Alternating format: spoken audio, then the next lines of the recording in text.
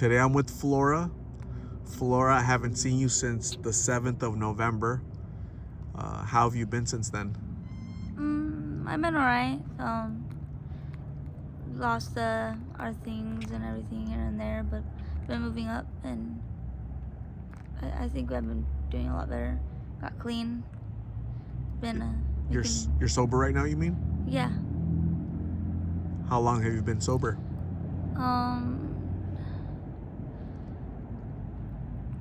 I got arrested on the 3rd, so since then, yeah. 3rd of January? Yeah, so yeah, I haven't used since then. How many days were you in there? For 10 days, I got out on the 13th. And did they give you any treatment, or you just being away from them was what helped you? They gave me the medication, Subutex to help me. Subutex, that helped you? Mm-hmm. Okay. And I see that you have a little kitty, right? Yeah. What's your kitty's name? I don't even know their name, honestly. I forgot. It's one of my friend's cats. They ditched it with the guys that I've been staying with, my best friends that have been looking out for me. And they didn't want to take care of it, so I took care of it instead. And she came back and ditched it with me again. What you're telling me that you're no longer with Roberto. Yeah. What happened? He told me that 6 months ago, before he came out here, that he's been with somebody else. And I don't know. If he's able to hide something like that from me so long, yeah, what else could he be hiding from me? And so, I don't know. I told him if he wants to get back together, he's gonna have to build that trust and earn that back. But so far, he hasn't been doing a good job. You're open to getting back with them? Yeah. You guys remain friends? Yeah, we hang out all the time. But yeah. You were just kind of misbehaving for a little bit, and that kind of broke the trust? He doesn't trust me. He hasn't trusted me from the beginning, and that hurts me a lot throughout the entire relationship. But him being like that, not being able to trust me, and then finding out that he's been lying to me for 6 months straight, made me just be like, wow, felt like the whole thing was a lie. So he's had a girlfriend on the side, or he had a different relationship, or it was a one-time deal, or what happened? He said it was a one-time thing. He doesn't even know who the person was. But I don't know. I feel like if you really love somebody, you would not be able to mess around within 3 days of not talking or hearing from somebody. And you mentioned that he was in a coma recently. Yeah, on New Year's and New Year's Eve, I spent my entire day running back and forth to the field and back to the park, getting him new jackets and stuff, because somehow you'd get his body wet, and I would change his jackets to something dry, and struggled carrying him back to the park on my back.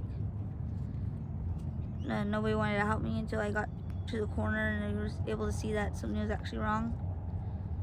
And somebody saw how he was acting, and so they called the ambulance.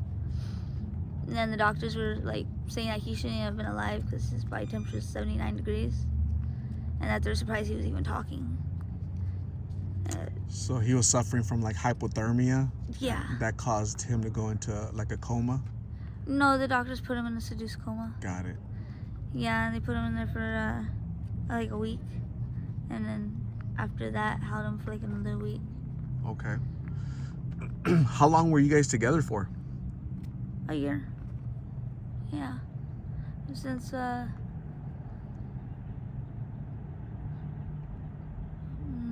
was it? February 12th? I think no, it was February 13th, the day before Valentine's Day. That's what it was. You mentioned that he was always a little jealous. Yeah. He has insecurities and stuff, and thought I'd probably like find somebody else or somebody better because of the age difference. And so he'd always feel some type of way about me talking to other people and whatnot. But since we've been not together officially, he's been more easygoing and more like confident, I guess. I guess it like shot him into reality, like he could possibly lose me and shit for the way he's been acting, I guess. And so he's been more lenient, not tripping. I mean, he still trips, but it's like he knows that he has no say and he has no right to tell me anything or have an opinion on how I handle myself and handle my days and who I hang out with and who I talk to. So from the first time that I talked to you, I met you, to now, how do you feel? Are you feeling better? Are you feeling more confident? Are you getting closer to transforming your life? Honestly, I feel so much more healthy and like energetic and ready to like just do anything. I've been applying on Indeed for jobs out here because I was supposed to go back to New Mexico back in November, but things happened. I don't even remember what happened back then, but ended up holding us back. And I don't know. I love it out here. I'm originally from out here, so I'm kind of thinking I want to stay out here. I'm thinking about going to one of the sober living homes that help you get off the streets and help you get housing and all that other stuff. What keeps you from going to a sober living? What's holding you back? Now that you're clean, you're no longer with Roberto, that'd be a perfect time to kind of go and start your journey. In one of the previous, I think it was the last video, I mentioned that I was homeless off and on since I was 5 after a house fire. So I'm used to living on the streets and being outdoors, and I honestly don't like being inside at all. I would rather sleep in a car or outside than be inside. And that's was my struggle on going to a sober living, because I know I'm gonna have to be inside at a curfew and have to live a normal life, I guess. Basically, you're used to this lifestyle. You're okay with this lifestyle because you've been living it for so long. Yeah, it was my entire life. Minus 5 years. I don't remember. Yeah. How old are you now? 20. You're 20 years old and you've been out on the street since you were how old? 5. So 15 years of literally being out on the streets, on parks, on benches, grass. Sometimes cars, or sometimes we would go to like friends' houses and stuff, but yeah, hotels sometimes. You've never had any stability, any structure. Nope. The only time I had that was when I was in an academy, Canyon State Academy, for 13 months. So Flora, have you ever thought about having family and your children of your own? I want kids, I want a family, and I want to be able to maintain an actual stable environment and a house, a roof over their heads and stuff. But I don't know. I don't know how I'd go forward for that, because I really like it outside. I really like it out here. And it's sad to say, but I like it out here. Not the people. And the people, some people are cool, but it sucks when you get your things stolen from you one too many times. I was mentioning to you that my barber, Billy the barber, he cut my hair today, and he's from Albuquerque. We're probably gonna go in February sometime, and I'm giving you an open invite to go with us so I can drop you off at, your family's over there, right? You have Yeah. family over there. So just let me know. We'll keep in contact if you want to go with us, give you a ride over there. And maybe sometimes you just need a fresh start, a new perspective, and Yeah.